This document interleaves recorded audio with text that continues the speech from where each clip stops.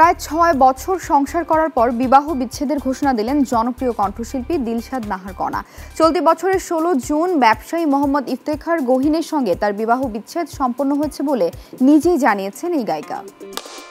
নিজের ফেসবুক পেজে দেয়া এক আবেগঘন স্ট্যাটাসে বিচ্ছেদের খবর প্রকাশ করেন কণা। স্ট্যাটাসে তিনি লেখেন, আমি আপনাদের ভালোবাসার কণা, জন্ম মৃত্যু বিয়ে সবই আল্লাহর ইচ্ছা, তেমনি বিচ্ছেদও হয় তারই ইশারায়। এরপর তিনি জানান ২০২৫ সালের ১৬ জুন তার এবং তার স্বামী গোলাম মোহাম্মদ ইফতেখার গহিনের মধ্যে আনুষ্ঠানিকভাবে বিবাহ বিচ্ছেদ সম্পন্ন হয়েছে।